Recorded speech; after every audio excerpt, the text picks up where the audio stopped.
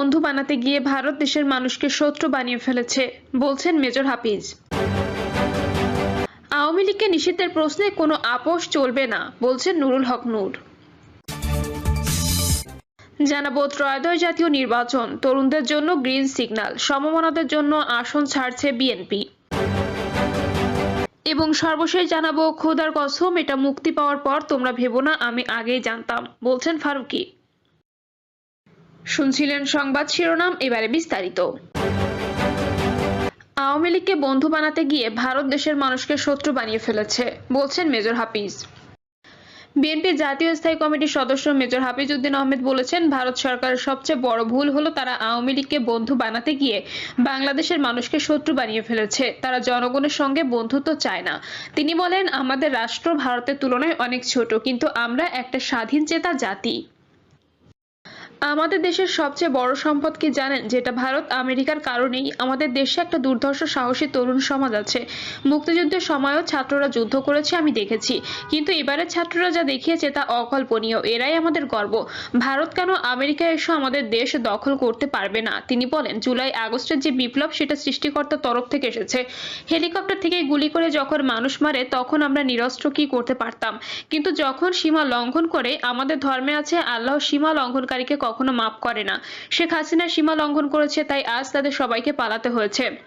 Major হাফিজ বলেন, ভারতের সঙ্গে আমাদের একটা সুন্দর সম্পর্ক ছিল, রাজনীতিবিদরা সেটা নষ্ট করেছে। বাংলাদেশের বাইরে ট্রাম্পকে তো আমরা কিছু করতে পারবো না, মোদিরও কিছু করতে পারবো না, নেতানিয়াহুকে কিছু তো করতে পারবো না, কিন্তু হাসিনা যেন না আসে সেটা আমাদের এনশিওর করতে হবে। আমরা এখানে একটা উদার গণতান্ত্রিক দেশ চাই। ধর্ম বর্ণ নির্বিশেষে আমরা বাংলাদেশের পতাকার সম্মান দেখতে চাই। মমতা ব্যানার্জি প্রসঙ্গে তিনি বলেন, মমতা ব্যানার্জি একজন সৎ মহিলা। আমাদের এখানে তিনি অনেক পপুলার ছিল। উনি একদিক দিয়েই সম্মান করার মতো একজন নেত্রী। তার মাথায় একজন কি পোকা ঢুকালো যে এখন শান্তিরক্ষী বাহিনী চায় বাংলাদেশ। আরে শান্তিরক্ষী বাহিনী আপনার দেশে নেন, যেখানে গুজরাট কিলিং হয়েছে সেখানে নেন, কাশ্মীরে যেখানে বিনা বিচারে মানুষ হত্যা করা হয়েছে সেখানে নেন। আপনারা শান্তিরক্ষী বাহিনী রিজার্ভ করেন। বাংলাদেশ পৃথিবীর সবচেয়ে বড় শান্তিরক্ষী বাহিনী। লাগলে আমাদের কাছ থেকে কিছু নেন, পাঠিয়ে দেব। বিএনপির স্থায়ী কমিটির এই সদস্য বলেন, 1971 সালে কেন যুদ্ধ করেছি? পাকিস্তান তো একটা মুসলিম রাষ্ট্র ছিল, তার বিরুদ্ধে আমাদের কেন যুদ্ধ করতে হলো? সুতরাং ধর্ম আমাদের কাছে সবচেয়ে বড় না, মানবতা আমাদের কাছে বড়। আমরা গণতন্ত্রের জন্য যুদ্ধ করি, ভোটাধিকারের জন্য যুদ্ধ করি, দুর্নীতির বিরুদ্ধে যুদ্ধ করি। ধর্ম দিয়ে আমরা মন্দির ভাঙতে চাই না, কারো মসজিদ ভাঙতে চাই না। এসব গন্ডগোল তো আমরা চাই না, কিন্তু এগুলো যারা নষ্ট করছে তার মধ্যে সর্বশেষ নামটি আমি বলতে চাই। ভারতের বিজেপি নামক যে দলটি রয়েছে তার ভারতবর্ষকে নষ্ট করেছে ভারত অন্তর্বর্তীকালীন সরকারের বিষয়ে তিনি বলেন, আমরা গণ অভ্যুত্থানের খুনিদের কিছু করতে পারছি না, কারণ এই সরকারের মধ্যে স্বৈরাচারের দোষরা এখনো বসে আছে। এখন সরকারের অনেক উপদেষ্টা আছে যারা শেখ হাসিনা জার্সি পরে ওই টিমে আগে খেলে আসছে, এখন এখানে খেলতে আসছে।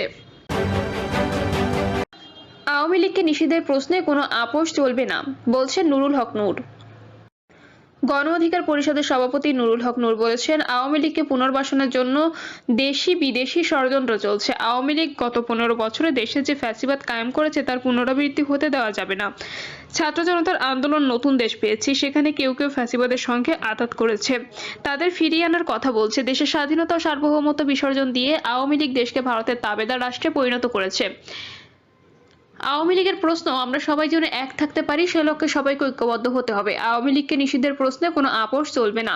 নুরুল হক নূর বলেন, গণ অভ্যুত্থানের পর সবাই নিজ নিজ কাজে ফিরে গেছে, কিন্তু আপনাদের মনে রাখতে হবে পরাজিত শক্তি যে কোনো সময় ফিরে আসতে পারে, তাই সবাইকে সজাগ থাকতে হবে। বাংলাদেশ নিয়ে ভারতের মিডিয়াগুলো পরিকল্পিতভাবে অপপ্রচার চালাচ্ছে, যেখানে হিন্দু ভাইদের ওপর নির্যাতন হচ্ছে, নিপীড়ন হচ্ছে, এমন নির্লজ্জ মিথ্যাচার আর হতে পারে না। ভারতে বাংলাদেশের উপ হাই কমিশনার হামলা করেছে, একদিকে অপপ্রচার অন্যদিকে হামলা, এসব করে ভারত যুদ্ধ পরিস্থিতি তৈরি করতে চাইছে। আমরা বলছি দুই দেশের সম্পর্ক হবে ন্যায্যতার ভিত্তিতে, তাহলে ভারত কেন বিরূপ আচরণ করছে? তিনি বলেন, পৃথিবীর বিভিন্ন দেশে যারা বাংলাদেশি রয়েছে তাদের বলবো আপনারা এর বিরুদ্ধে প্রতিবাদ গড়ে তুলুন। নুরুল হক আরো বলেন, শেখ হাসিনা আমলে যে দানবীয় রাষ্ট্র গড়ে তুলেছিল তার পরিবর্তনের জন্য ছাত্র জনতা জীবন দিয়েছিল। রাতারাতি নির্বাচন হলে এই পরিস্থিতি পরিবর্তন হবে না। আমরা এই সরকারকে সময় দিতে চাই। সবাইকে নিয়ে জাতীয় সরকার গঠন করে দেশ সংস্কারকে এগিয়ে নিতে হবে। সরকারের সব দলের প্রতিনিধি থাকলে তখন রাস্তায় আর আন্দোলন হবে না এবং সবার অংশগ্রহণ থাকলে রাষ্ট্র সংস্কারের কাজ এগিয়ে নেওয়া সহজ হবে। তিনি বলেন, আওয়ামী লীগের পতন হলেও নতুন করে একদল চাঁদাবাজের উদ্ভব হয়েছে। আমরা সবাইকে বলবো আপনারা নব্য চাঁদাবাজের বিরুদ্ধে ঐক্যবদ্ধ হন। গণ অধিকার পরিষদের সিনিয়র যুগ্ম সাধারণ সম্পাদক হাসান আল মাহমুদ বলেন, বাংলাদেশ নামক রাষ্ট্রটি দীর্ঘ 15 বছর ভারতের কাছে বর্গা দিয়েছিল শেখ হাসিনা। আগস্টে শেখ হাসিনা ভারতে পালিয়ে গেছেন, কিন্তু ভারত তার পুরনো বন্ধু শেখ হাসিনাকে নিজ দেশে আশ্রয় দিয়ে বাংলাদেশের বিরুদ্ধে চক্রান্ত করছে। অসাম্প্রদায়িক সম্প্রীতি নষ্টের মাধ্যমে বাংলাদেশকে বিপদে ফেলতে চাচ্ছে। আমরা এদেশের জনগণকে সঙ্গে নিয়ে ভারত এবং তার পরম মিত্র শেখ হাসিনা যে কোনো ষড়যন্ত্র নস্যাৎ করে দেব। তিনি বলেন, বর্তমান সরকারকে আহ্বান জানাবো, রাজনৈতিক দলগুলোর ঐকমত্যের ভিত্তিতে এই সরকারকে জাতীয় সরকারের রূপ দিয়ে সব সংকট মোকাবেলা করে দেশকে এগিয়ে নিয়ে যেতে হবে। পাশাপাশি কিছু কিছু জায়গায় সংস্কার শেষ করে জাতীয় নির্বাচন আয়োজনের মাধ্যমে নির্বাচিত সরকারের হাতে ক্ষমতা হস্তান্তর করেন। ত্রয়োদশ জাতীয় নির্বাচন, তরুণদের জন্য গ্রিন সিগন্যাল, সমমনাদের জন্য আসন ছাড়ছে বিএনপি। দেড় যুগ ধরে ক্ষমতার বাইরে থাকা দেশের অন্যতম প্রধান রাজনৈতিক দল বিএনপি এখন দল গোছানোর পাশাপাশি ত্রয়োদশ জাতীয় সংসদ নির্বাচনের জন্য ভোটের মাঠ সাজাচ্ছে। আসন নির্বাচনে শতাধিক আসনে অপেক্ষাকৃত তরুণ নেতাদের প্রাধান্য দিতে চান দলটির ভারপ্রাপ্ত চেয়ারম্যান তারেক রহমান।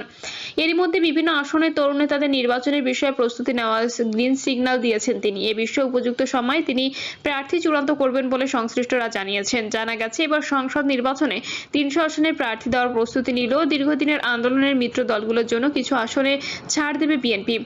এরই অংশ হিসেবে সমমনা 5টি দলের বেশ কয়েকজন নেতাকে তাদের নির্বাচনী আসনে কাজের সহায়তার বিষয়ে নেতাকর্মীদের নির্দেশনা দিয়েছে বিএনপি। এদিকে দল গোছানোর লক্ষ্যে ইতিমধ্যে কাউন্সিলের মাধ্যমে তৃণমূলের কমিটি গঠনের কার্যক্রম শুরু হয়েছে। এজন্য ঢাকা ছাড়া 9টি সাংগঠনিক বিভাগের দায়িত্ব দেওয়া হয়েছে 9 জন সিনিয়র নেতাকে। এছাড়া রাষ্ট্র সংস্কার 31 দফা এবং তারেক রহমানের ইতিবাচক রাজনীতির বার্তা দিয়ে সারা দেশ সফর করছে বিএনপির অঙ্গ ও সহযোগী সংগঠন যুবদল, স্বেচ্ছাসেবক দল ও ছাত্র দল। সম্ভাব্য প্রার্থীরাও নিজ নিজ নির্বাচনী এলাকায় সভা সহ নানা সেবামূলক কর্মকাণ্ড পরিচালনা করছেন। নানা সামাজিক অনুষ্ঠানেও যোগ দিচ্ছেন দলের নেতারা। বিএনপি ইতিবাচক কর্মকাণ্ড ও চিন্তাভাবনা তুলে ধরার পাশাপাশি সাধারণ মানুষের কাছে ধানের শীষের প্রতীক তুলে দিয়ে কৌশলে প্রচার চালাচ্ছেন। সূত্র জানায়, ডক্টর মোহাম্মদ ইউনূসের নেতৃত্বাধীন অন্তর্বর্তীকালীন সরকার গুরুত্বপূর্ণ খাতের সব সংস্কার কাজ শেষে ত্রয়োদশ সংসদ নির্বাচন করতে চায়। তবে বিএনপি অবিলম্বে নির্বাচন দেওয়ার তাগিদ দিচ্ছে। যতবারই প্রধান উপদেষ্টার সঙ্গে বিএনপির দায়িত্বশীল নেতারা সাক্ষাৎ করেছেন, ততবারই দ্রুত নির্বাচনের কথা বলেছেন।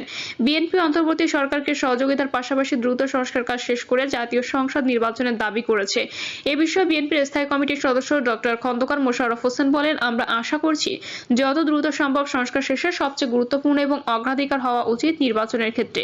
নির্বাচনের পদ্ধতির ক্ষেত্রে যত সম্ভব দ্রুত সংস্কার সাধন করা এবং নির্বাচনের একটি রোডম্যাপ দেওয়া। এটা আগেও বলেছি, সেদিনও আমাদের প্রধান উপদেষ্টা সংলাপে ডেকেছিলেন, সেখানেও আমরা ভালোভাবে এটা উপস্থাপন করেছি। খন্দকার মোশাররফ বলেন, নির্বাচন যত দ্রুত হবে সমস্যা তত কমে আসবে। ছাত্র জনতার গণ অভ্যুত্থানের পর দেশের মানুষের প্রধান চাওয়া হলো সংসদ নির্বাচন করা। জনগণ ভোট দেওয়ার জন্য উন্মুখ হয়ে আছে। এক প্রশ্নের জবাবে তিনি বলেন, বিএনপি সরকার পরিচালনাকারী দল, আমাদের নির্বাচনের জন্য আলাদা প্রস্তুতির প্রয়োজন হয় না। আমরা নির্বাচনের জন্য সবসময় প্রস্তুত। বিএনপি ও মিত্র দলগুলোর একাধিক